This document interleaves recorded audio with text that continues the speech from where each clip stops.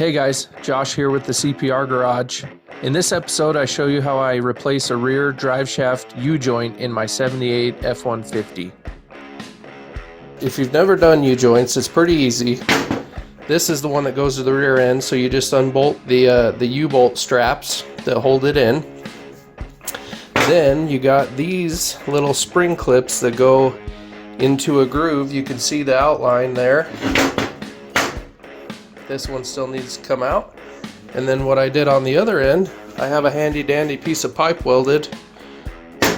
Just held it over there and pounded down on that cap till it fell out of there. Let me see if I can get the tripod and I'll show you.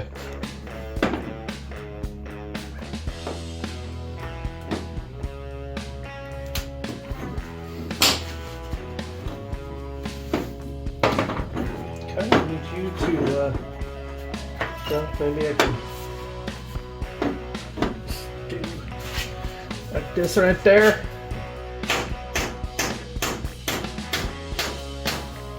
A lot of times you can grab this now with some pliers or channel locks. I'll see if I can just, here's a trick from an old guy who's done it a lot. Get her cinched real good in the vise and look at that, just pulls right out.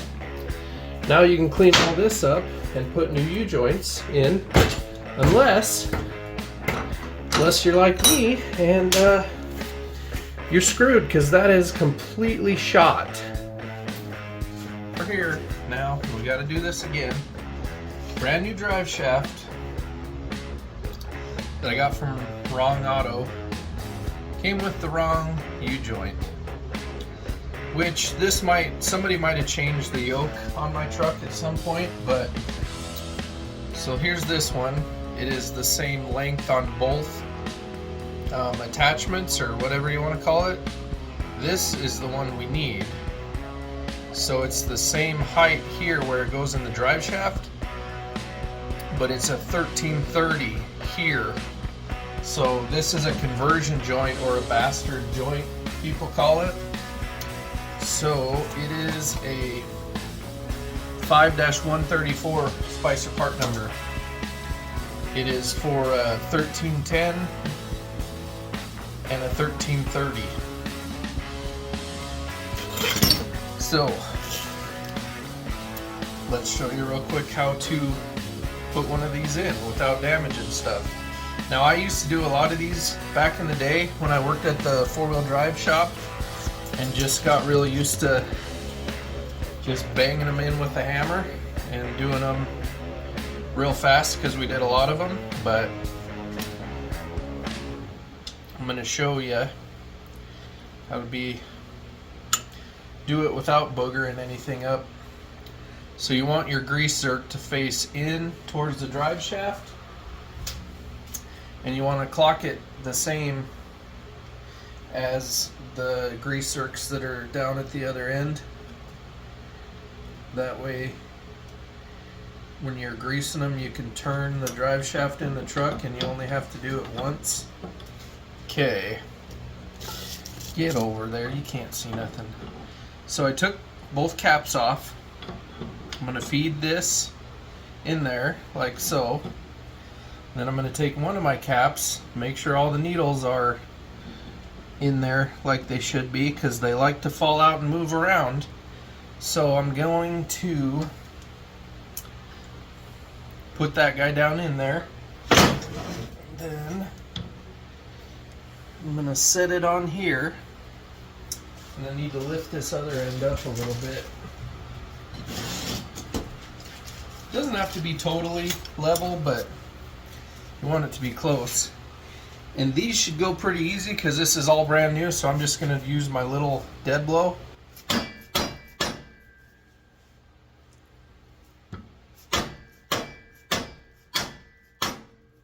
That was probably really loud. Apologize. Okay, so now it's flush, right? So how do you get it past flush? Well, you take something. We usually used a nut, and now you pick this up, set the cap on that nut, Give it a couple more. A little more. You got to be careful too, because you can actually squeeze these together and then have it not fit anymore if you really get Western with it. Check the needle bearings, make sure your seal is still on there. We're going to get this guy started. You don't ever want to tap on it when it's upside down unless you're holding the cross, is what it's called in there, because you can drop a needle and that's a problem.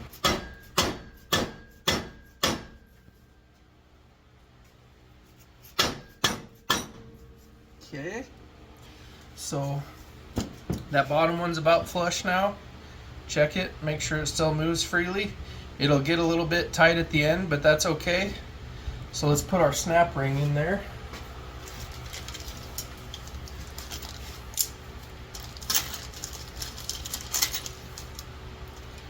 Always have a pocket knife. Another guy I watch on YouTube, I guess, he was his guy that works for him, he would kick him in the nuts if he ever forgot his pocket knife. I'm like, you know, that's a good idea.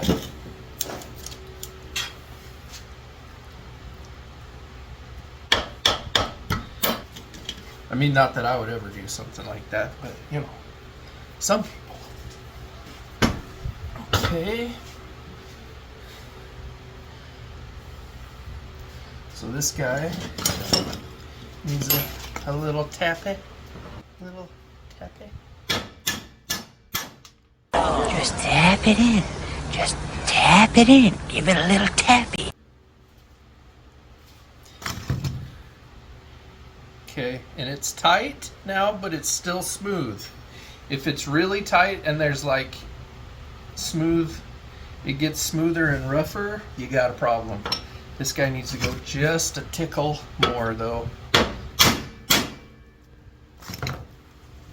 see if we can get that baby in there.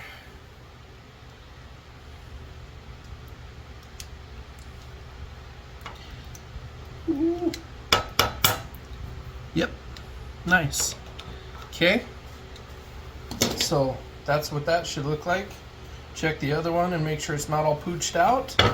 Now this is pretty tight. If you just give it a few wraps, see, look at that now. Look at that, buttery smooth. It just kind of settles the caps and the needles and everything. So there you go. These are the ones that go into the yoke on the rear end so they don't get snap rings. Don't forget your grease zerk, and we will grease it when we get it on the truck. These are usually a 5/16. So I'm going to tighten that down. We'll go put her in.